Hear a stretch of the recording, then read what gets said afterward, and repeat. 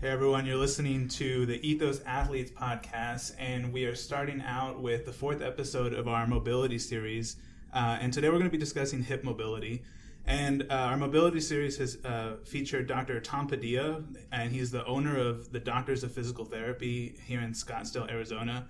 And he's my go-to physical therapist for all things related in movement. So Dr. Tom, welcome to the show. Hey, thanks for having me back. So let's go ahead and talk about hip mobility, and what we want to look at is what does normal hip mobility look like? What are some common movement restrictions, and how can we fix those? And various things like that. So, Dr. Tom, why don't you go ahead and tell us about tell me about the hip and what normal movement should look like. Yeah, absolutely. So the hip is a very versatile joint. It's a ball and socket joint, meaning that it spins or should spin within the socket that it sits in. So you should have triplanar motion, meaning it should go forward, backwards, side to side, and then you should be able to rotate around the joint as well.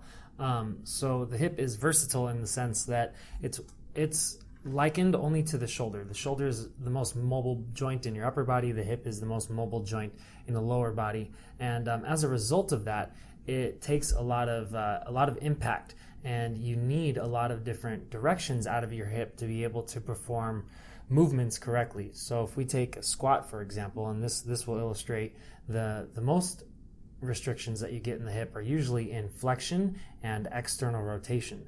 So everybody knows when you're going into a squat, if you're going to try to go deeper, you need to actually get more out of your hip.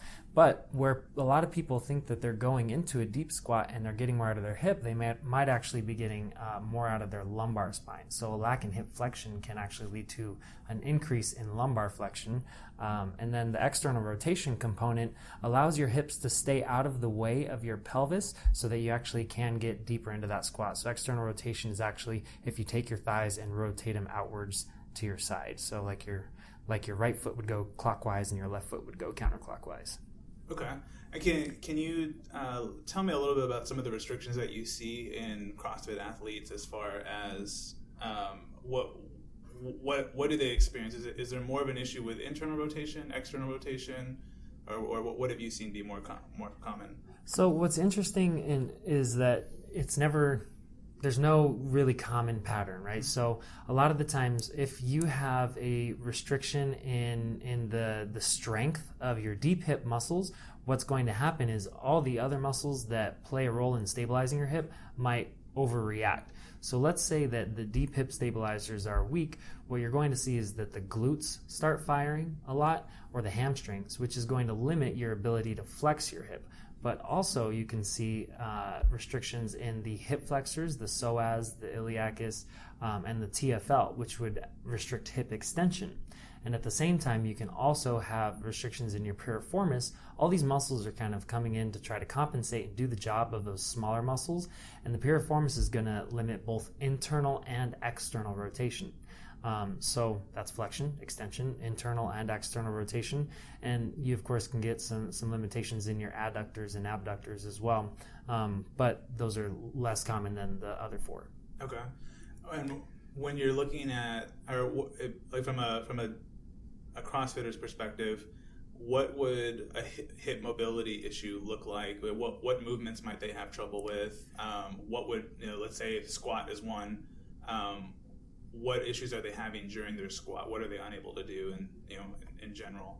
So an indication that you're having some decreased hip mobility, usually CrossFitters are trying to squat below parallel, right? So one of the indications that you may have a hip mobility issue is if you're squatting and as soon as you go below parallel, you feel a pinch in the front of your hips, right? So that's one thing that's a quick way to tell. And a lot of people try to work around this by either pointing their toes out, kicking their knees out a little further. But that, in addition to always feeling tight in the piriformis or always feeling like you need to do a psoas release with a kettlebell, those are usually indications that you have a hip mobility issue. If you have to keep addressing the mobility piece and foam rolling every single day. No, I think that's a great distinction to make. I know a lot of people will go and think that their glutes are tight or the piriformis is tight, etc., because they just do a bunch of squats and they lift a bunch of weight and it's consistent over time, right? But it's not always true that they could it could be a hip mobility problem that's causing that, is what you're saying. Correct. It could be a hip mobility issue, and it also could be a hip stability issue. Okay. Because sometimes mobility gets restricted as a compensation for a decrease in stability. So the hip muscles will actually tighten up to try to compensate for other ones that might not be firing correctly, and then you get the mobility issue, and then that causes a cascade of events like back pain or knee pain or different things going on. Okay. And then I know that you've talked to me about, you obviously treat a lot of low back pain, and I know you've mentioned how the hip can sometimes be related to that. Can you kind of give us what the chain of events for that looks like? Yeah, absolutely. So if you start noticing that you have a lot of, like, let's say piriformis or glute pain, and you're not able to get into your squats as well, and then over time that's causing a little bit more of the butt wink or a little bit more what I would call posterior pelvic tilt, and then you're starting to develop a strain in your low back. So basically how that may have happened is there's an instability in these small muscles in your hip, because what we do is we go out there and we train the glutes, we train the hamstrings, and we train the quads, and we get them nice and really hypertrophied. And a lot of people don't train laterally or with rotational muscles. And so over time, the quads, the hamstrings, the glutes, they get super strong, and they kind of leave the small stabilizers in the dust. So then those small stabilizers don't have enough power to actually stabilize for the large movements that you're doing, so the big muscles start to get more restricted. So now you're having mobility restrictions in the quads, hamstrings, and glutes. And so you start addressing those before your workout, and that's the only way that you can get as low as you want to get. But then eventually over the period of the workout, you start to get tighter, and then your back starts to flex more. So that's kind of like the sequelae of events, if you will. Okay. So you talked about a few different ways that it can show up. How is there any kind of like at-home test that people can do? We don't always have the luxury of being able to go in and have someone video our movement, right, and see where we're having issues, like if the butt wink is occurring, etc. But what are some at-home tests that you can do just to check your hip mobility? Well, so, I mean, if you're having trouble squatting, I would say that you can even download the app called Technique and video yourself going through it, because Technique has a feature on it that you can actually go a quarter speed and eighth speed, and you can replay your own video and watch what your movement actually looks like in slow motion. So you can set that up right at home and actually go through some of those movements. But some other tests that somebody can do for hip mobility are trying to bring your knee to your chest, trying to bring your knee across your body, see if that feels restricted in any way. There's a test called the Thomas test, where you lie on your back and you lay your leg off the side of the bed, and if your leg still hangs in the air, or if you notice that your low back arches off the table, then that would be a positive indication that you have hip flexor restrictions. Okay. Now, I'm going to kind of sidetrack us here for a second. One of the things that I do like that Dr. Tom does in his office is he mentioned this app Technique, and I know that he uses this app quite a bit in his office. So one of the things that he'll actually do is go and record you doing certain movements, and then he can go and break down what's going wrong in that movement. And the nice thing is, I think it also has an ability for you to go and measure angles, et cetera, right? So you can actually show how they're improving as you work with them, right? Various things like that. So that's definitely a great app to use. I've used it myself on a handful of patients, but I mean, he uses it with every single patient pretty much, and pretty much every day. So definitely take a look at that app for that. We're not sponsored by them, anything like that. It's just I just love it. Yeah, it's just a really good app, to be honest, for analyzing movement. So sorry to sidetrack us there for a sec. As far as you mentioned a few of the different tests.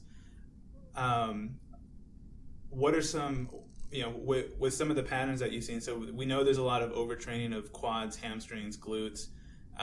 There's obviously different ways to help mobilize those muscles more, but again, that's just kind of putting a Band-Aid on the problem, correct? Sometimes you're going to have you want to go and strengthen all the small stabilizers, like you said.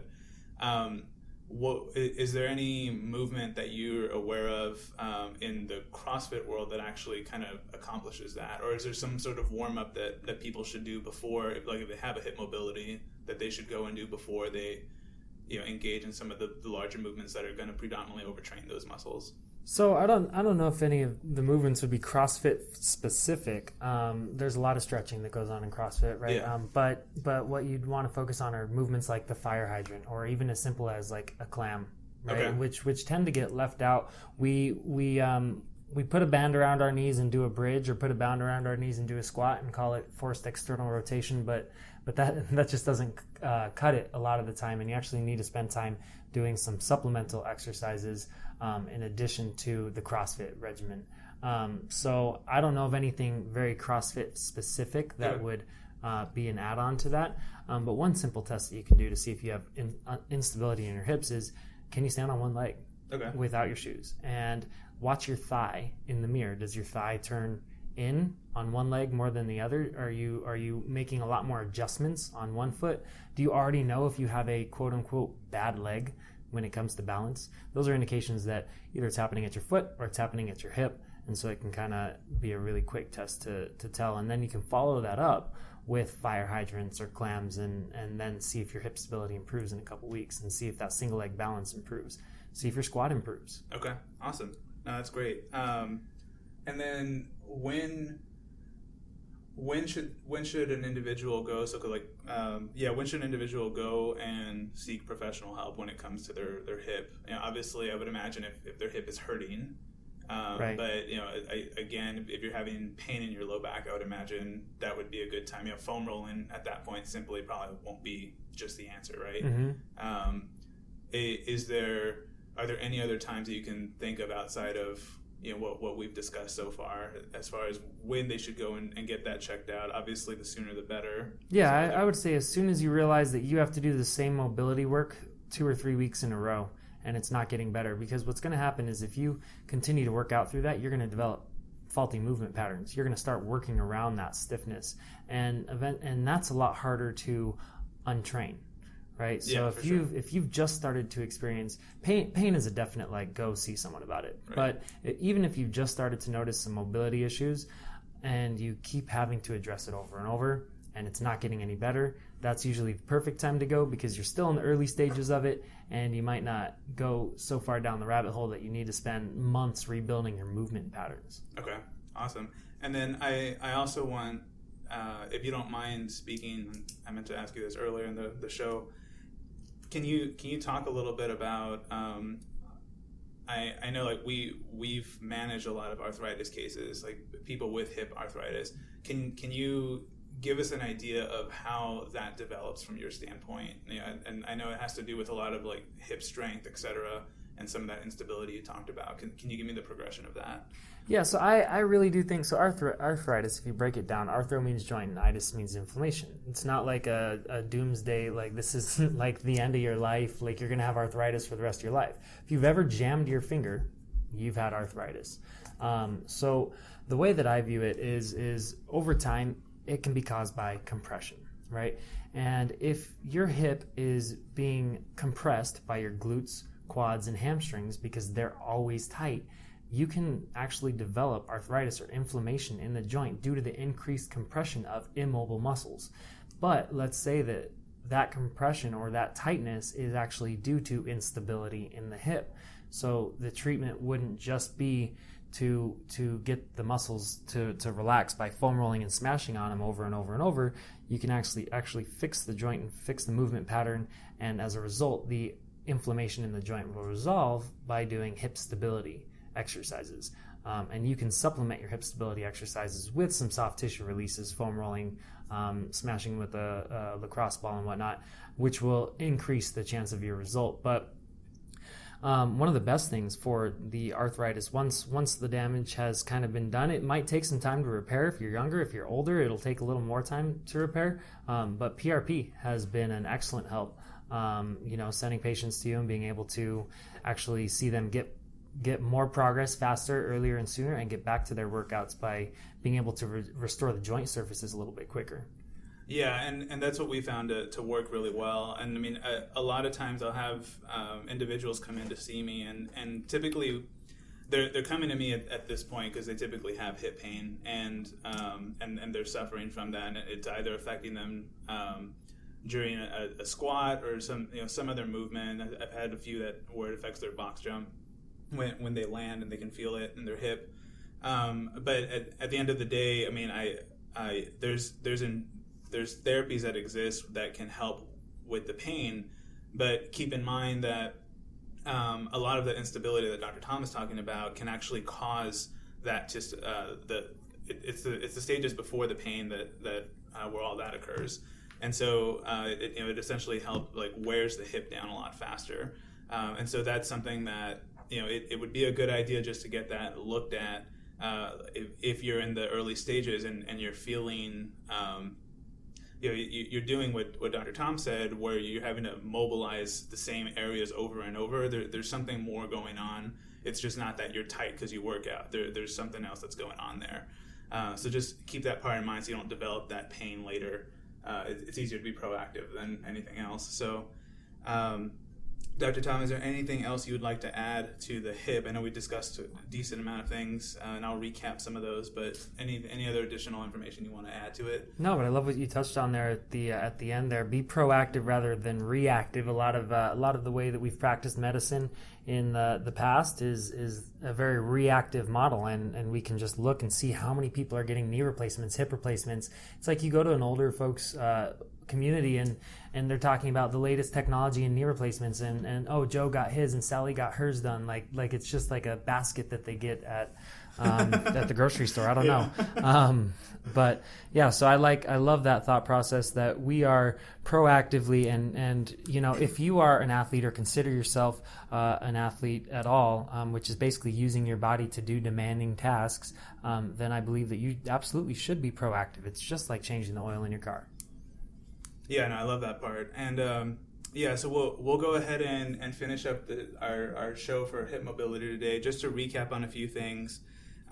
If you're feeling pain in your hip, you should definitely get that addressed. But some of the early things that you can see are if you're having a pinch feeling in the front of your hip when you're trying to go below parallel, that can be a sign that you're having some hip issues. If you're having to constantly mobilize your piriformis, your glute, quad, hamstrings, various things like that, that can be a sign that you're having some hip issues. Your psoas is another big one. A lot of times these are we're overtraining these muscles and we're causing instability in the hip because we're not strengthening the smaller muscles that are around the hip and that are supposed to stabilize it. And so when it becomes unstable, it also over time will cause mobility problems. And so those are some things to get addressed and make sure that you're moving right, so you're not having to deal with a bunch of the stuff that people are seeing us for down the road. And so those are just some points to touch on. Again, Dr. Tom is with the Doctors of Physical Therapy. He is the owner of that clinic. So if you have any questions, feel free to call his clinic, set up an appointment if you like. And then other than that, we hope you enjoyed the show and thank you for listening. And Dr. Tom, thank you for being here. Thanks for having me. So our next episode is going to touch on thoracic mobility. And so we'll see you all on that show. Thanks for listening.